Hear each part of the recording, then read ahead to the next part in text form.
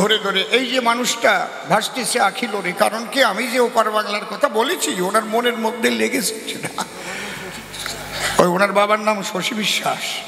তাহলে আমাদের ওপার বাংলায় এখনো আমাদের আছে নিঃশ্বাস, শ্বাস প্রশ্বাস। এই জন্য সেখানে যখনই তাদের উপর অত্যাচার হয় আমার কষ্ট হয়।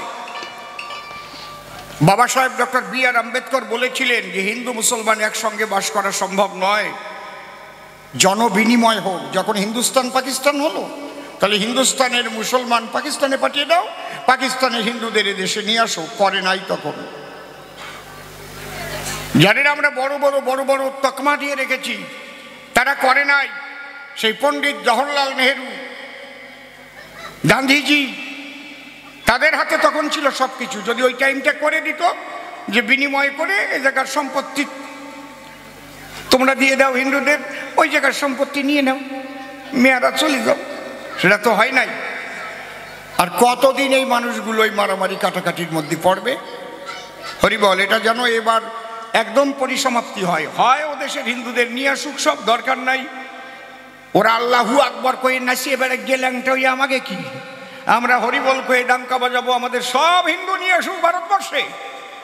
নাকি খারাপ কথা বললাম নাকি? আপনারা কি বলেন?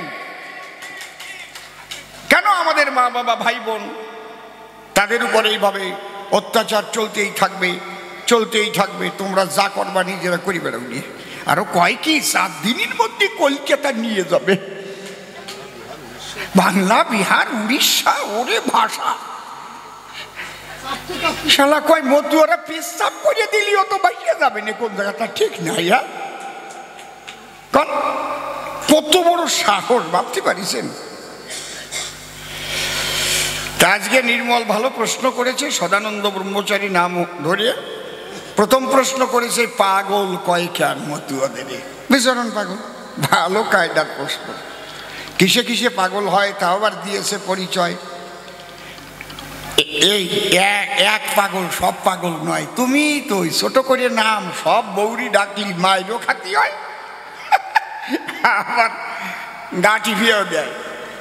তুমি তো এর প্রমাণ দিয়ে গেলে। কি দুটি বউ, দুইজন, আর একজনকে ছোট করে ডাকিছে সুচি সুচি, আর একজন সে তো একেবারে এসে বেশ গা টিভিয়ে দিচ্ছে, গরম জল দিয়ে পাও দোয়াই দিচ্ছে। আর একজনের নাম বিচিত্রা, তারে কইছে বিচি বিচি, সে তো মুড়ো জাটা দিছে। সব জায়গায় ছোট নামে কাজ হয় না, সব জায়গায় সব পাগলে এক হয় না। কি ঠিক কিনা? কায়দা আছে সব জায়গা, কিন্তু ওতে কাজ হয় না। তোমার এই পাগল ওই সুচি বিচির মতো কইছো তুমিও। তোমার হচ্ছে বিচি পাগল আর আমাকে হচ্ছে সুচি পাগল। হরিবল হরিবল। তোমার হচ্ছে বিচি পাগলের দল, আমার হচ্ছে সুচি পাগলের দল।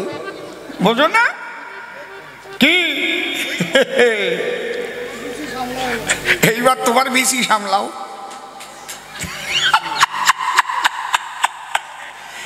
আমার না এইসব বাজে কথা ভাল লাগে না, আমার লজ্জা করে কেমন, সত্যি ভাইরি। এখনো বলিছে, কারণ আমার কাটনি দিতে হবে না। আমরা হচ্ছে সুচি পাগল আর তোমরা হচ্ছে ওই যে বিচি পাগল। ওর গল্প দিয়েই ওরে দিলাম শেষ করিয়া। জয় হরি বল। কেউ কেউ আবার আছে চিন্তা পাগল। চিন্তা পাগল, চিন্তা চিন্তা চিন্তা চিন্তা করতে করতে চিন্তা পাগল।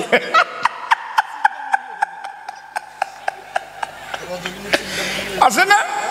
কি কেউ আবার শিফু পাগল, শিফু। জয় হরি বল। কি বাবা, তোর বোন নাম তো শেফালি, ডাকিস নাকি? শিফু কইয়া ডাকিস নাকি?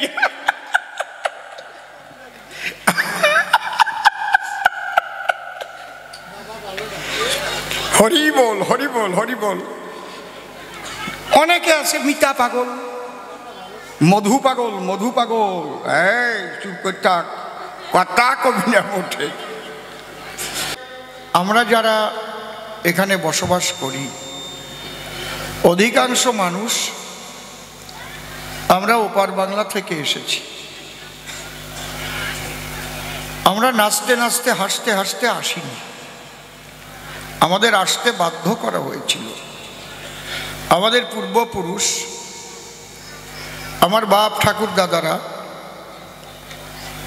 তারা ভারতের নাগরিকই ছিল। আজকাল আমাদের দেখে অনেকে নাক সিটকায় বাংলাদেশি, বাঙাল। না, আমরা বাংলাদেশি না, আমরা ভারতবাসী। কারণ আমাদের অবিভক্ত ভারতেই আমাদের বসবাস ছিল। 1947 সালের 14ই আগস্ট আমাদের বাপ ঠাকুর দাদা ঘুমিয়েছিলেন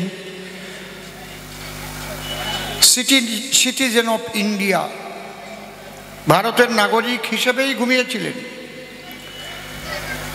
জানি না কার কালো হাতের ইশারায়, কাদের চক্রা, এই কথা বলে না, ওখানে বাচ্চা কাচ্চা কথা বলছে কেন?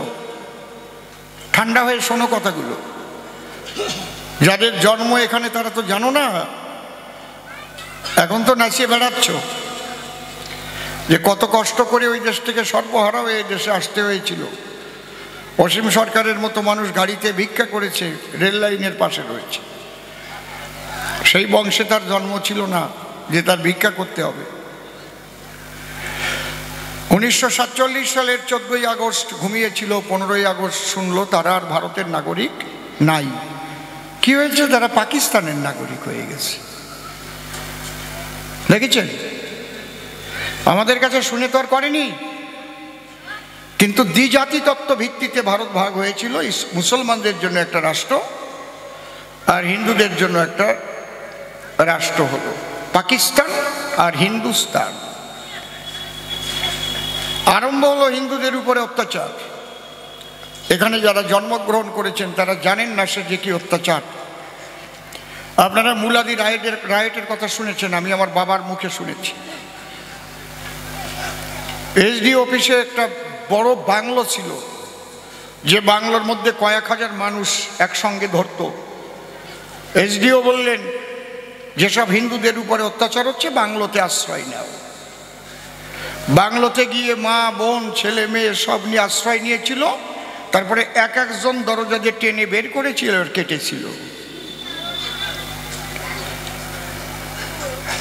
এই অত্যাচারের ভয়ে জেহাদি, তালিবানি, সন্ত্রাসী, আমি সব মুসলমানদের কথা বলছি না, মুসলমানদের মধ্যে যারা জেহাদি মুসলমান, যাদের শিক্ষা দেওয়া হয় জেহাদ, অর্থাৎ সারা পৃথিবীকে ইসলাম রাষ্ট্র করার জন্য তাদের কাজে লাগানো হয়।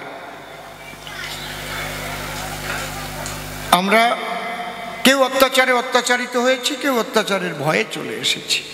এসে আমরা এই দেশে এখন প্রতিষ্ঠিত হয়েছি, তাই তো নাকি? আমাদের সন্তানাদি যারা, আমাদের পূর্বপুরুষের পরবর্তী বংশধর যারা ভারতে জন্মগ্রহণ করেছে, তারা কিন্তু এগুলো জানে না যে কেন আমাদের পূর্বপুরুষ ওপার বাংলা থেকে এসেছিল। তাদের স্মরণ করিয়ে দেবার জন্য আমি বলছি। যারা জানো না তারা এখন দেখে একটু বোঝো ওপার বাংলায় কি হচ্ছে হিন্দুদের উপরে।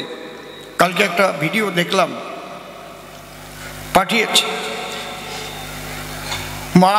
মা তার সামনে কয়েকজন মুসলমান, টোন বেশি আছে, কয়েকজন মুসলমান এসেছে একসঙ্গে ধর্ষণ করতে। মা বলছে তোমরা একসঙ্গে আমার মেয়েটাকে ধর্ষণ করো না, এক একজন করে ঘরে যাও। তোমরা কারা? তোমাদের ওখানে সরকার কে থাকবে? আমাদের দরকার নাকি? তোমরা করো। হিন্দুদের তো কোনো দোষ নাই, ভয়ার্থ হয়ে হিন্দুরা ওখানে বসবাস করছে। আমি গান গাইতে প্রত্যেক বছর যেতাম, আমি যাই না এখন আর। কোথায় যাব? আমি ওদের টার্গেট, কারণ আমি উচিত কথা বলি। দেখেছেন আমার ইউটিউবে, ফেসবুকে আমি কিভাবে উচিত কথা বলি। এখন হয়তো বিভিন্ন জায়গায় প্রতিবাদ মিছিলে আমি থাকতে পারি না, আমার বাংলার বাইরে গান পড়ে যায়। এখন তো আমার গানের টাইম, আমার চাষ পড়ে গেছে, লাঙল নিয়ে চাষে নামিয়ে গেছি। বায়না আগের থেকে নেওয়া। আপনাদের এই বায়নার দিন যদি আমি না আসতাম তাহলে কেমন হতো? তথাপি আমার কাজ আমি করে যাচ্ছি, আমার যেটা কর্তব্য। এবং শ্রদ্ধেয় ঠাকুর মশাই তার যে বক্তব্য, খুব দৃঢ় কণ্ঠে তিনি বলেছেন প্রয়োজনে সার্জিক্যাল স্ট্রাইক করাও যেতে পারে।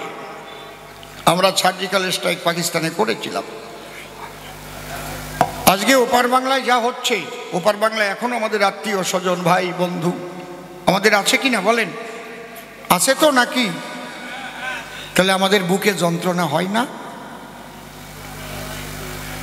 এই যন্ত্রণা, এই উপলব্ধিটা বর্তমান প্রজন্মের মধ্যে, আমি বিজেপি বুঝি না, সিপিএম বুঝি না, তৃণমূল বুঝি না, কংগ্রেস বুঝি না, আমি বুঝি আমার হিন্দু ধর্মের, সনাতন ধর্মের মানুষের উপর যেখানে পৃথিবীতে আঘাত আসবে আমরা ঐক্যবদ্ধ অবস্থায় তার প্রতিবাদ করব। ভারতবর্ষের মাটিতে থেকে প্রতিবাদ করব, প্রয়োজনে তার প্রতিরোধ করব, প্রয়োজনে প্রতিশোধ নেব।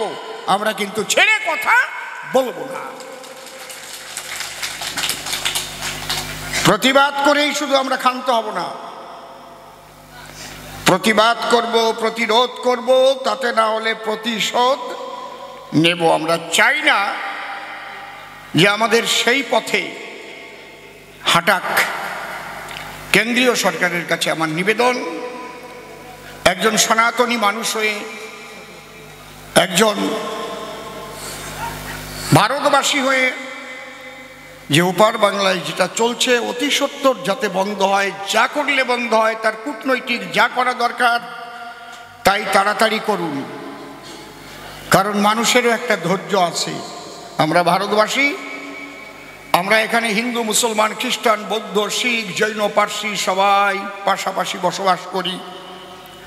কখনো আমরা আমাদের কীর্তন হচ্ছে বলে, মতুয়া সম্মেলন হচ্ছে বলে আজান বন্ধ করে দেই না। দেই কি? ও মেয়া তোমার আজান বন্ধ করো, মাইক বন্ধ করো, বলি কি?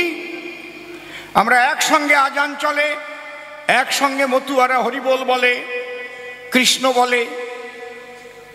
কিন্তু এমন যেন আমাদের না করতে হয় যে তোমার আজান বন্ধ করো, আমাদের এখন মতুয়া সম্মেলনের ডঙ্কা যাবে, হরিনাম হবে। আমাদের এই জায়গা থেকে যেন আমাদের মন না নড়ে যায়। জয় হরিবোল, এইটা আমার প্রাথমিক বক্তব্য। আমি গান গাইতে এসে প্রথম বাংলাদেশে অত্যাচারের বিরুদ্ধে আমার প্রতিবাদের যে ধ্বনি, সেই ধ্বনিতে যে আপনারা সবাই একমত হয়ে করতালি দিলেন, তার জন্য আপনাদের একটা আমি বিশেষভাবে প্রণাম জানাই। হরিবোল বাবা হরিবোল। এখনো আমার বাবা হরিচাঁদ গুরুচাঁদের বংশধর ওরা কান্দি আছে। কবে সেখানে যাবে সে তো বলা যাবে না, তো সে পর্যন্ত যাতে না যায় আমার ঠাকুর মশাইও সেদিক দিয়ে লক্ষ্য রাখছেন। আমি খুব খুশি, দিল্লির সঙ্গে তিনি সব সমালোচনা করছেন। তিনি তো একজন মন্ত্রী, তাকে ভেবে চিনতে কথা বলতে হয়। তিনি ঝট করে একটা কথা বলতে পারেন না। আমরা যেমন বলতে পারি, উনি অত তাড়াতাড়ি কিন্তু ঝট করে একটা বলতে পারেন না। মন্ত্রিসভার উনি একজন সদস্য, উনি সেখানে বলুন, এটাই আমার প্রার্থনা। এখন আজকের কবিগান, আমি আপনাদের মানুষ, আপনাদের অসীম, সেই অসীম। আপনারা শুধু আমাকে আশীর্বাদ করবেন, আমি যে অবস্থায় যেখানে থাকি না কেন আমার সততাটুক যেন নষ্ট না হয় কোনো কারণে। আপনাদের কানে যেন না আসে অসীম সরকার আগে কবিগান গাত, পরে এই যে রাজনীতিতে যাইয়ে মানুষ খারাপ হয়ে গেছে, তার আগে যেন আমার মরণ হয়। এইটুক আমার আশীর্বাদ করবেন। জয় হরিবল। এইটুক নিয়ে যেন আমি আপনাদের কাছ থেকে হাসি মুখে জগতের থেকে বিদায় নিতে পারি।